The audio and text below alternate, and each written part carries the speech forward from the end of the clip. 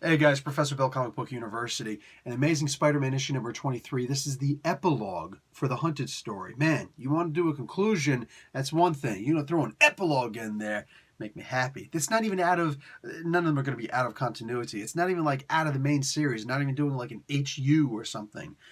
Cool, cool, because this should have the current run's number on it as far as I'm concerned. Some of you people will get that. Some of you will be like, why does it matter? It matters. This is Hunted, the epilogue. As I mentioned, Nick Spencer is the writer. Ryan Utley is the penciler. Cliff Rathburn is on inks. Nathan Fairbairn is on colors. And VC's Joe Caramagna on letters. Oatley and Fairbairn do the cover, and Daniel Acuna does the Marvel 25th Anniversary tribute cover. Jay Bowen does the Hunted logo design, and Stan Lee is the creator of Spider-Man, along with Steve Ditko.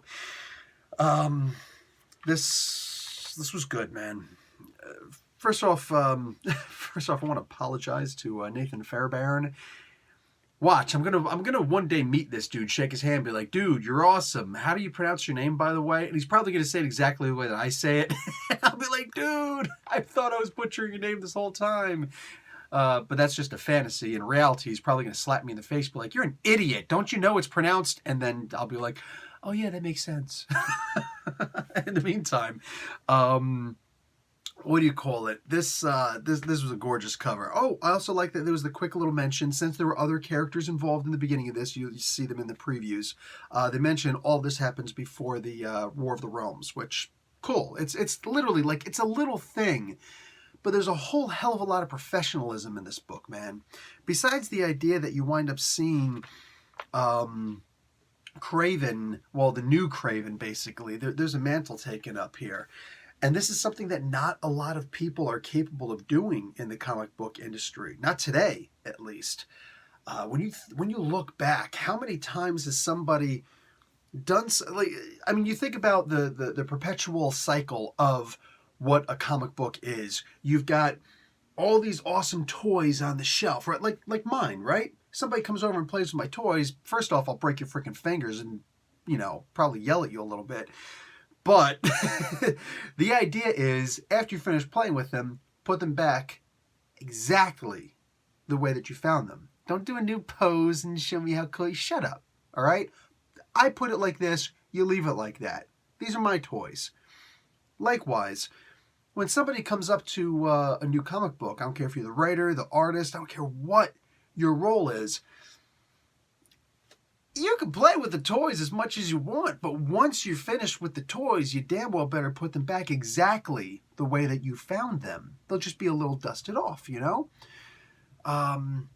It's very rare that you have, like, let's say a demon in the bottle thing where, oh, look, we have forever changed this character. Oh, hey, here's a new, Iron Man is one of those characters that, besides the alcoholism thing, you can change his armor. That's not going to matter. That's one of the reasons why I think a lot of people love going on Iron Man. It's like, oh, I'm going to change his armor, That's an easy thing. But, getting getting him to have a heart transplant so he doesn't have the heart attack thing at the end of the day all the time, and then suddenly making it so that he's actually an alcoholic instead, that's a big change. That's hard to go back to the way it was before, and who the hell would want you to, right? That's a major change. That's something special. That's something that actually literally changes the entire game for a character. How many times has that happened in comic book history, where something is such a significant change and a beloved change that fans are actually like, oh no, I'm okay with you changing the character like that. That almost never happens. In this particular case, is this as big as that? No, that was like a really lofty thing. It's something that everybody can relate to, though. But here we've got a new Kraven. Kraven can stay dead. Will he stay dead? Yeah, probably not. Let's just face it. Somebody's going to come along and be like, oh, hey, I'm going to pull Kraven out the grave again. Nah, this was a big deal, all right? Much like J.M. DeMatteis and Mike Zeck did on this, when they did Kraven's Last Hunt. There's another sign of maturity and respect, and like that next level. I know a lot of people aren't particularly happy with Nick Spencer because of again, I'm going to bring it up, like everybody else brings it up, the Secret Empire thing. Okay, you knew everything had to go back to the beginning with that, right? He was getting off of the Captain America books, plural, books, and he was finished with the event. Duh, Captain America's going to come back. I mean, just duh, all right? Yet it still had lasting effects that are still being dealt with today, years later, man. And it could very well still continue, persist, years later. Civil War, years later, man. Lots of, there are a couple stories out there where it lasts forever. But Kraven's Last Hunt was obviously supposed to be one of them. It made Kraven one of the most relevant characters ever and then killed him. Other people decided to bring him back for good cause. There's a good way to do that. But Kraven, for the most part, was a good guy for the longest time. Well, he maintains that for the most part. He maintains that. Yeah, he did some bad things. He put a bunch of, villains together. A couple heroes, too.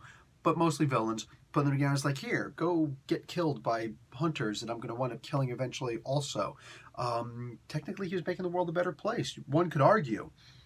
But we've actually got Kraven dead again. And now there's no reason to bring him back. Again, I'm sure somebody will. But for now, there's no reason to. We've got a new Kraven.